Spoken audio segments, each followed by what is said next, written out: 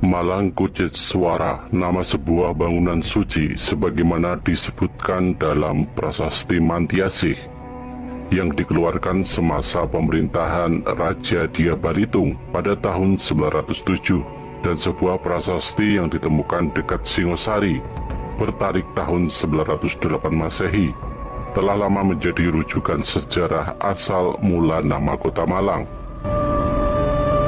Dalam perhelatan Seminar Internasional Pernaskahan Nusantara di Daerah Bahasa dan Aksara Jawa, salah satu narasumber yakni Hadi Sidomulyo menyuguhkan pandangan yang sama sekali baru dalam mengungkap masa lalu kota Malang. Teorinya ini makin melengkapi khasanah kesejarahan Malang yang memang telah menjadi pusat peradaban sejak zaman kuno. Berikut selengkapnya isi makalah beliau. Pada kesempatan ini, saya, Hadi Sidomulyo, akan mencoba memberikan sedikit keterangan tentang beberapa masalah yang berkaitan dengan sejarah daerah Malang di masa lampau dengan membandingkan berbagai sumber tertulis, baik dari sastra maupun prasasti. Adapun kurun waktu yang akan dibahas adalah abad ke-12 sampai abad ke-13, yaitu masa peralihan dari Kadiri ke Singosari. Periode ini masih diselimuti oleh misteri, terutama karena kekurangan bahan dokumentasi. Fokus utama tentunya tidak lain dari pendiri Wangsa Rajasa, yang lebih dikenal dengan nama Ken Angrok. Di kalangan akademis, pandangan terhadap tokoh legendaris ini telah berubah sejak Bokhari pertama membahas isi prasasti Mula Malurung pada tahun 1980. Piagam tersebut yang bertarik saka tahun 1177 atau tahun 1255 Masehi menunjuk kepada seorang kakek penguasa di Singosari yakni Wisnuwardana yang bernama Batara Nama Siwaya, yang oleh Bokhari diidentifikasikan dengan Sri Rajasa atau Ken Angrok. Argumen tersebut semakin kuat setelah ditemukan 3 lempeng pelengkap prasasti Mula Malurung dalam tahun 2001. Kini dapat dipastikan bahwa figur yang dalam prasasti disebutkan dengan nama Batara Parameswara atau Batara Nama Siwaya tidak lain dari Sri Ranggah Rajasa, cikal bakal kerajaan Singosari yang dicandikan di Kagenengan. Singkatnya, meskipun identitasnya tetap merupakan teka-teki, tidak perlu kita ragukan bahwa Ken Angrok adalah tokoh yang nyata. Menurut Kakawin Desa Warnana, Sri Ranggah Rajasa atau Ken Angrok lahir pada tahun Saka 1104. Waktu itu kekuasaan utama di Jawa Timur dipegang oleh raja-raja di Kadiri yang beribu kota di Daha. Sedangkan wilayah Malang atau Bumi Wetan Ingkawi merupakan tempat tinggal banyak orang pertapa dan tokoh-tokoh spiritual. Tampaknya memang demikian keadaannya di daerah tersebut sejak dahulu kala. Mungkin karena letaknya berdekatan dengan Gunung Suci Mahameru. Di sekitarnya terdapat 2 mandala yang tentunya amat berpengaruh, bernama Kukup dan Katsuri. Kedua tempat ini termasuk golongan yang dinamakan Catur Basma oleh Prapanca, berupa 4 mandala pokok di Pulau Jawa. Menurut naskah Tantu Panggelaran, Kukup adalah mandala paling senior di Jawa Timur, tempat tinggalnya Bathara Guru sendiri. Lokasinya berada di sisi barat daya Gunung Semeru, tidak jauh dari Dampit sekarang. Adapun Kasturi terletak di Turian, kini Desa Turen di sebelah selatan kota Malang.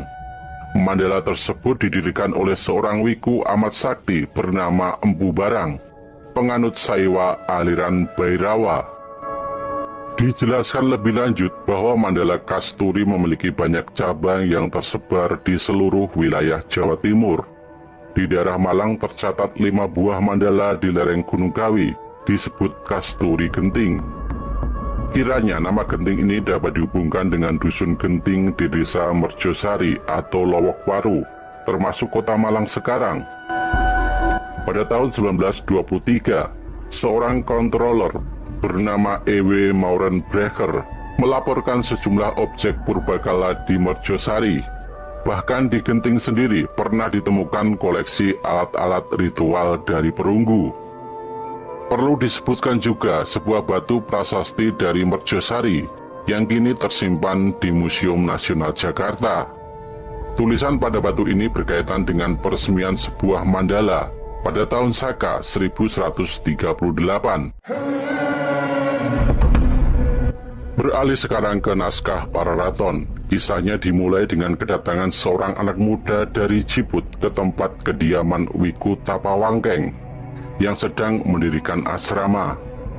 Anak tersebut mengatakan sanggup menjadi korban bagi penunggu pintu bangunan, asal ia dapat menjelma kembali dalam kelahiran mulia di sebelah timur Gunung Kawi. Permohonan dikabulkan dan ia kemudian lahir di desa Pangkur dengan nama Ken Angrok. Menarik perhatian bahwa tokoh Empu Tapawangkeng ditemukan juga dalam Tantu Panggelaran bersama dengan rekannya bernama Tapapalet. Ia digambarkan sebagai tangan kanan Empu Barang. Seperti halnya dengan gurunya, Tapawangkeng memiliki kesaktian luar biasa. Mengenai Empu Tapapalet, kiranya ia tampil di Pararaton dengan nama Empu Palot, pemimpin Mandala di Turian. Menurut cerita, pada suatu saat Ken Angrok berada di desa Lulumbang dan memberikan bantuan kepada Empu Palot yang sedang dalam perjalanan pulang dari Kabalon sambil membawa 5 tahil emas. Sebagai tanda apresiasi, Empu Palot mengangkat Ken Angrok sebagai muridnya di Turian. Nama Lulumbang menarik perhatian karena desa tersebut merupakan tempat tinggal pandai besi bernama Empu Gandering. Di kemudian hari, Ken Angrok kembali ke Lulumbang untuk memesan sebuah keris yang digunakan untuk membunuh Tunggul Ametung, penguasa di Tumapel. Mengenai lokasinya, seandainya Kabalon diidentifikasikan dengan dusun Kebalon di desa Cemorokandang, kecamatan Kedung Kandang di sisi timur kota Malang, maka Lulumbang mungkin sekali dapat dihubungkan dengan desa bernama Lumbang Sari, kecamatan Buluwalang, yang terletak di jalan menuju Turen. Dapat ditambahkan bahwa Pararaton menyebutkan beberapa nama mandala serta tempat keramat atau rabut yang pernah disinggahi Ken Angrok waktu ia masih remaja.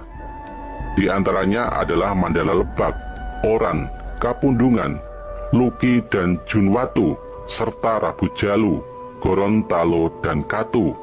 Sebagian masih dikenal sampai sekarang. Salah satu peristiwa yang menentukan dalam riwayat hidup Ken Angrok adalah pengalamannya di Rabut Gunung Lejar. Di tempat tersebut, tepat pada hari Rabu Wage, dalam wuku Warigadian, ia mendapat wangsit, sehingga mengetahui bahwa ia sudah ditakdirkan menjadi raja di Jawa. Menurut Pararaton, Ken Angrok dapat hadir di Gunung Lejar berkat bantuan seorang nenek atau Ranini dari Rabut Kedung Panitikan yang bertugas menyapu di gunung dan mengetahui terlebih dahulu bahwa para dewa akan mengadakan konferensi di puncaknya. Kiranya Gunung Lejar dapat disamakan dengan bukit yang masih dikenal dengan nama Lejar atau Layar di sebelah barat daya desa Turen.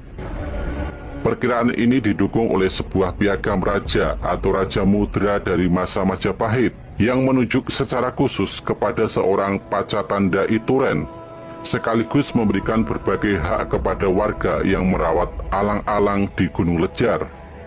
Dukungan lain adalah keberadaan sebuah desa bernama Talok di sekitarnya. Ini sesuai dengan urutan cerita dalam Pararaton, bahwa Ken Angrok segera bertemu dengan Brahmana dan Hyang Lohgawe di Taloka sehabis turun dari gunung.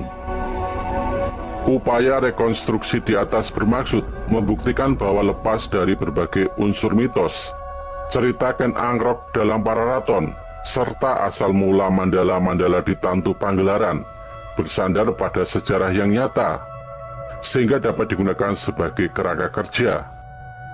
Kini tinggal memperkuatkan gambar dengan menambahkan data dari sumber-sumber lain, khususnya prasasti.